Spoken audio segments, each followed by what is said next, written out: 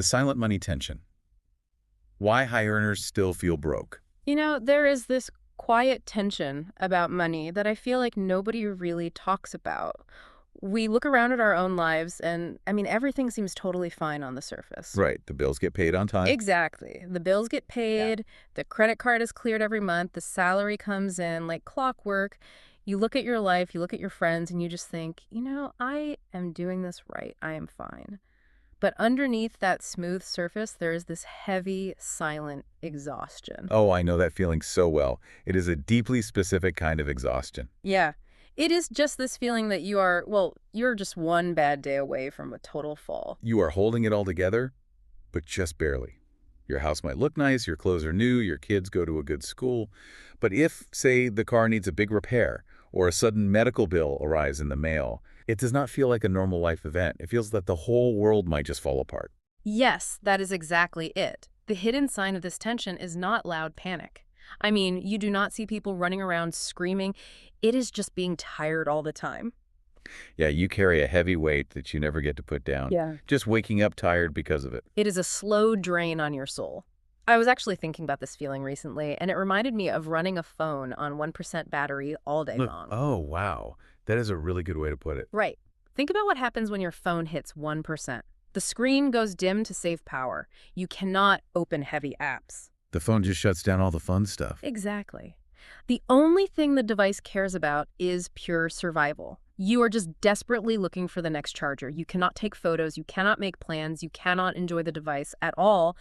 And I think human brains work the exact same way with money. That is spot on.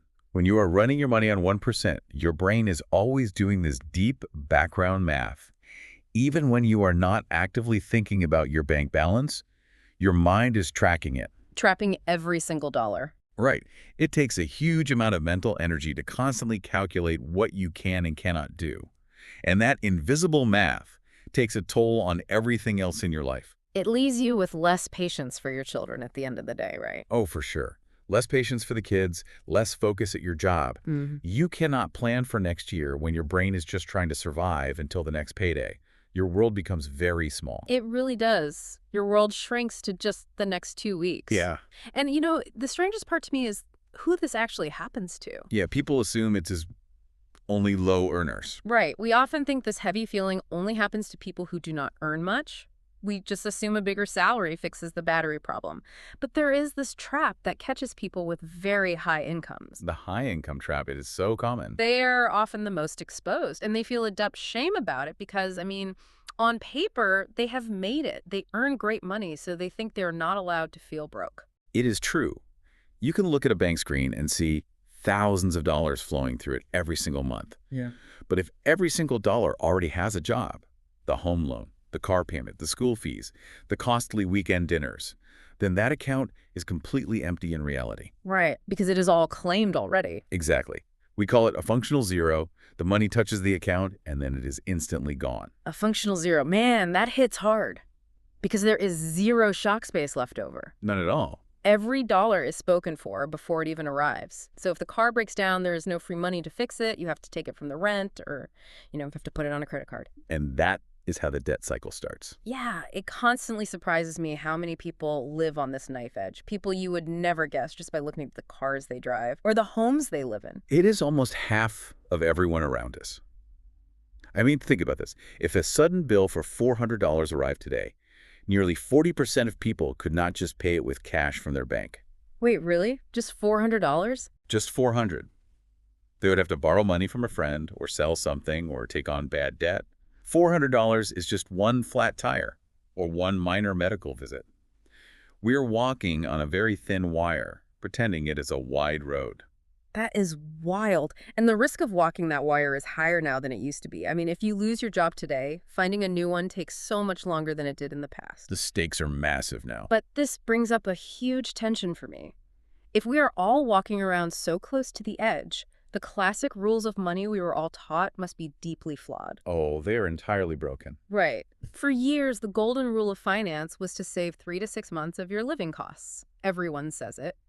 But why does that advice feel so wrong now? Why does nobody actually do it? It feels wrong because it was built for a different world. That old rule was made when jobs were highly stable, And finding a new role took just a few short weeks. You could just walk into a new place and get hired. Exactly. But today, mostly for niche roles, just getting through the hiring steps can take months. There are multiple rounds of talks, long waiting periods, companies freezing their budget mid-search. It is never just a quick switch anymore. Right, you do not just lose a job on a Friday and start a new one 3 weeks later. The timeline has stretched out. But there is also a deeper, I guess, emotional problem with the old rule. Using a percentage or a multiple of your monthly spend creates this moving target that just messes with your head. It feels totally abstract. Yes. If you earn a little, being told to save 6 months of expenses feels like climbing a huge mountain with no shoes. You feel defeated before you even start. You look at the math and say, I can never do that. Exactly. So you end up saving zero. You just give up. Yeah, and if you earn a lot, the rule is just as cruel. Your massive fixed costs do not shrink when your income stops. Right. The bank still wants the mortgage. The big home loan stays exactly the same. The car loan remains. So the target number for 6 months becomes so massive, it just paralyzes you. Saving $50,000 just to feel safe feels impossible, so high earners also give up. They just throw their hands up. They choose to just hope for the best instead of trying to save. That makes so much sense. And that is why I want to look closely at this new shift in thinking. Moving away from the percentage rule and aiming for a hard, clear dollar amount instead. A real finish line. Yeah, a finish line that does not change based on your lifestyle. The number that comes up often now is roughly $8,000 for a single person, building toward $15,000 for a family. Or, depending on where you live, maybe 3 to 6 lakh rupees, just a solid, unchanging number to aim for. A fixed target changes human nature. When a goal is clear and static, the brain actually believes it can be reached. It gives you a real reason to start. But I have to ask the question that every single person living in a costly city is thinking right now. I know exactly what you are going to ask. Right. $8,000 or even $15,000 is way less than 6 months of expenses if you live in a place with high rent. It really is. If I lose my job, $15,000 might only last me 2 months. So how does a hard number actually keep you safe if the worst happens? It is a fair doubt. We are trained to want total safety, but we have to change how we define the purpose of this money. We need to stop viewing it as a bunker that you hide in for a whole year. We need to view it as a financial seatbelt. A financial seatbelt. Okay, tell me more about how that works in daily life. Think about why you wear a seatbelt in a car. You do not put it on because it promises you will walk away from a massive, high-speed crash without a single scratch. Right, it is not magic armor. Exactly. You wear it because it prevents the daily common accidents from ending your life. If you hit the brakes hard or bump into a pole, the seatbelt catches you. Most money problems in life are not a permanent job loss. They are much smaller than that. Yeah. They are a broken car part, a sudden medical bill, a temporary cut in your work hours. So even a partial safety net stops those daily bumps from spinning into a huge life-changing crisis. It stops you from reaching for the credit card when the tire pops or the roof leaks. Yes, exactly. It stands between a small bump and a massive crash. When you have that seatbelt, you can respond to life with a choice instead of a panic. A choice instead of a panic. I love that phrasing. You do not have to beg a boss for extra shifts. You do not have to borrow money and feel shame. You just handle it. That changes everything about how you walk through the world. I mean, without that space, every money surprise is a heavy boulder crashing through the roof of your house. It destroys everything inside. Cold chaos. But with that space, the exact same surprise is just a pothole you drive over. The event is exactly the same. The car still broke. The bill still came. The only thing that changed was your inner armor. The pothole and the boulder. Yeah. That is a deeply true way to see it. The event does not change. Your power to absorb it does. And we can see this clearly when we look at how real people live through these sudden moments. Theory is fine, but lived reality shows the truth. Yes, I was actually thinking about a story of someone I heard about recently. Let us call her Sarah. She worked in marketing. Okay, setting the scene. It was a classic case of the high-income trap. She lived in a nice city, had a great salary, a nice apartment, took good vacations. On paper, Totally secure. like she had it all figured out. Right, but behind the scenes, she really only had about 1 month of rent sitting in her bank account. Every other dollar was spent keeping up her lifestyle. And then without any warning at all, she got let go from her job. Oh, wow. And because of her senior skill level, finding a matching role probably took her a long time. It took her 4 months of waiting and hoping, and without a separate cushion to fall back on, She had to put her whole life, rent, food, car, daily coffee, straight onto credit cards. That is terrifying. She was living on borrowed time and borrowed money. Yeah, and by the time she finally found a new job, she was carrying a massive weight of debt. It took her 2 full years of paying it off. Think about that. 2 years of her life just cleaning up a 4-month gap. That is the part people miss. The cleanup takes so long. The high interest she was paying just swallowed all the hard-earned raises she got at her new job. She was moving forward in her career, but moving backward in her money. But the real shift happened after the pain, right? Once she was back on her feet, she treated building that $15,000 cushion as a hard, unbreakable rule. She did. She built her armor slowly, month by month. And a few years later, when her new company had a slow season and cut her hours for a while, she barely noticed the missing money. She just pulled a little from the armor. The money event happened again, but the life crisis did not. That is the piece we are all looking for. Exactly. But there is also the trap of trying to do the right thing the wrong way. I know of a family, dual income, 2 kids, doing their best to be highly responsible, but they were drowning in house payments and childcare costs. Very normal struggle. They only had around $1,000 saved up. Then a medical surprise hit. And $1,000 is just not enough for a real hospital stay? Nowhere near enough. So they fell straight into the deep end of high-interest debt.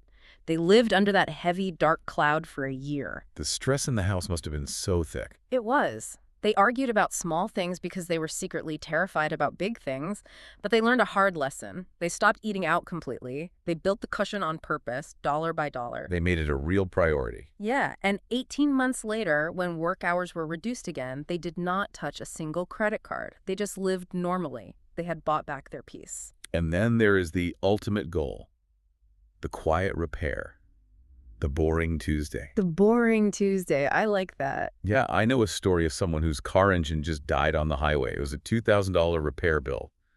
But because she had her $15,000 seatbelt, she just paid the mechanic and drove home. She did not panic at all. She did not lose a single night of sleep. She just had a slightly boring week, slowly filled the fund back up over the next few months, and went on with her life. Notice the deep contrast there. For the first 2 stories, a surprise expense ruined their peace for years. It stole their joy. It really did. For the last one, it was barely a blip on her radar. The money bought her a boring Tuesday instead of a sleepless night. That is what a cash buffer really buys you. It buys you the right to be bored by an emergency. So we know we deeply need this armor. We know it changes the whole game of life. But how do we actually build it? Because staring at a goal of $15,000 when you are starting from zero feels deeply scary. It feels incredibly heavy. It does. What stops well-meaning people from getting there? There are a few very common mental traps that catch almost everyone. The first one is the checking account trap. What is that? Well, many people think, I will just keep my safety money in my main bank account, and I will just use pure willpower to not touch it. Oh, I have tried that. It never works. Human nature does not work like that. Willpower fails when you are tired. If your eyes see the money, your brain thinks you have money to spend. Visual triggers are so strong. Proximity equals spending. If the safety money lives next to your daily money, it gets spent on daily things. Exactly. You open the banking app on a Friday night, you see a high balance, you feel rich for a second, and you say yes to a costly dinner out. You completely forget that the money was supposed to be a shield. Yes. So the very first step is building a physical wall. You have to put this money in a completely different bank. Wait, a totally different bank? Not just a different account at the same bank, but a different bank entirely. You want to make it slightly annoying to get to. That small delay saves you from sudden impulse choices. That makes total sense. Give yourself time to think. Make it hard to ruin your own plan. But there is another trap that catches mostly irresponsible people. The debt trap. Oh, the debt trap is a tough one. People think they must pay off every single credit card and loan before they are allowed to save a single dollar. They think savings is a luxury for later. It sounds smart on paper, but it is a massive trap. Why is that? Well, think about it. If you have zero cushion because you threw every spare dollar you had at your past debt, what happens when the fridge dies next month? You have no cash to buy a fridge. Exactly. You put the new fridge right back on the credit card. And then you feel like a total failure. You undid all your hard work in one single day. Right. The next emergency just becomes new high-interest debt. The cycle never breaks. You have to take a mixed path. You build a starter cushion, maybe just $1,000, at the exact same time you pay down the cards. You need a small shield while you fight the debt battle. Yes, exactly. Okay, here's the tension I always feel, and I know many others feel it too. The inflation guilt. Oh, this is a big one. It feels so wrong to let $15,000 just sit there in cash, slowly losing its buying power to inflation every single year. We look at social media and everyone is shouting that we should be investing, growing our money, putting it in equity funds, earning compound interest. It feels like a mistake. It really does. Letting it sit in a basic account feels like a total waste of potential. This is a huge hurdle for many smart people. They have deep math anxiety about losing to inflation. But we have to fundamentally change the label on this money. Change the label. How so? This cash is for protection, not performance. Market risk ruins the whole point of a safety net. Think about when job losses usually happen in the world. Usually when the economy is doing badly. Right. They mostly happen during bad economic times. If your safety net is tied up in the stock market and the market drops 30% just as you lose your job, you are pulling your money out at the exact worst time. You lock in your losses just to buy simple groceries. You turn a paper loss into a real loss. Yes, that is the danger. So it is not idle cash. It is not lazy money. It is an insurance policy. Yeah. It is a policy that you never have to pay a monthly premium for. That is a great way to reframe it. Yes, it loses a tiny bit of value to inflation over time. But that loss is just the cost of peace. By the time a real crisis hits, relying on credit cards is vastly more costly than any market gains you might have missed out on. The buffer is doing its job just by sitting there. Okay, so we move it to a different bank. We accept that it is protection, not a growth asset. How do we actually build it without feeling daily pain? That is the trick, right? Because human nature works against us when we feel deprived. If we feel like we are punishing ourselves, we will stop saving. One of those simple but powerful tricks is giving the new account a very clear name. Do not just let the bank name it savings account. Log in and name it something real like job loss buffer or emergency armor. Is the human brain really that easily tricked? Just typing job loss buffer as a name actually stops you from buying new shoes or concert tickets. It really does. When you give money a deep emotional purpose, your brain files it in a totally different mental drawer. It changes the meaning of the money. Exactly.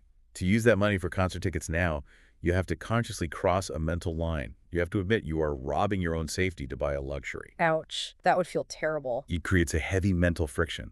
You are breaking a promise to your future self, and that feels uneasy. I love that. You are forcing an honest talk with yourself. And to start that momentum, you just aim for $1,000 first. Because if you aim for $15,000 on day one, the math looks so bad that you just quit. A small goal shifts who you are at your core. Hitting $1,000 changes your inner story. You go from being someone who always struggles to save to being someone who is actively saving money. It changes your identity. Yes. Once you have that new identity, you set it up on its own. You set it up so the money moves on payday before you ever wake up. Treat it exactly like a SAP. It leaves your main account before you can even plan to spend it. That is the best defense against lifestyle creep. If you do not see the money, you do not miss it. You just learn to live on slightly less. And you speed up the whole journey by capturing unseen money. What do you mean by unseen money? Things like tax refunds, sudden work bonuses, cash gifts from family. You were not planning to use that money to survive your daily life anyway. It was not in your budget. Right. It is extra. If you send it straight to the armor, you skip the pain of giving up your daily treats. The armor grows without you feeling the pinch. And I noticed a really great trick about daily subscriptions. We all have streaming apps or gym memberships we forget about. When you finally decide to cancel one, do not just let that money melt back into your daily spending habit. Never let it melt back. If you cancel a $10 app, set up an automatic $10 push to your safety net. You were already living without that $10 in you. Exactly. You just redirect the flow. The money was already leaving your life. Now it's just walking into a better room. And then we reach the most vital part of the whole journey, knowing when to actually stop. When we finally hit the $15,000 mark or whatever our target is, what happens next? You stop. You declare victory. Before you start the journey, you write down clearly what an emergency actually is, so the fund does not slowly leak out for a holiday sale or a new phone. But once it is full, you stop feeding it. You give yourself permission to stop. Yes, you move your extra money toward your real investments, your portfolio, your retirement plans, your mutual funds. The armor just sits there in the dark, doing its quiet, boring job. This whole journey brings so much clarity to the money tension we all feel. If you are in your 20s, building this early sets up a strong foundation that will shape the rest of your life. It keeps you out of early traps. It gives you a head start. And if you are in your 30s managing the heavy weight of a home loan and raising kids, this armor is the only thing keeping you sane when everything feels too heavy. And if you are older, moving closer to your final working years, it protects your highest earning season. It makes sure that a single bad year, a medical shock, a sudden layoff does not ruin decades of careful planning just before you cross the finish line. It protects the whole journey. True money peace is not about massive success or getting rich quick. It is built through quiet, boring, repeated choices. Boring choices that eventually give you back your life. Which brings me to a final thought for you to sit with today. We almost always think of money as a tool to buy physical things. But A car, a house, a nice trip, a better phone. that is how we are trained to see it. Right. But what if the true final value of a $15,000 cash buffer is not what it can buy you at a store? What if the real value is the mental space it gives you? The space to just breathe. Exactly. The deep freedom to simply not think about money all day long. I want you to ask yourself, how many major life choices, the jobs you accept, the limits you draw with a bad boss, the heavy relationships you stay in, how would you navigate those choices completely differently today if you already had that financial seatbelt securely fastened? These thoughts, these questions, they don't have to stop here. Money Geeks has many more podcasts and videos just like this one. Subscribe to the channel and explore other episodes. They all flow the same honest way. If this podcast felt genuinely useful to you, share it with even one person in your life. That one share can bring a real change in someone's life, and it helps Money Geeks reach more people who truly need this. If this brought you real value, look for the Join button right next to the Money Geeks logo below this video. Click it and become a member of the Money Support Circle. Your support helps honest money awareness reach thousands who are silently struggling. Money Geeks moves forward because of you. Thank you so much from the heart for being here.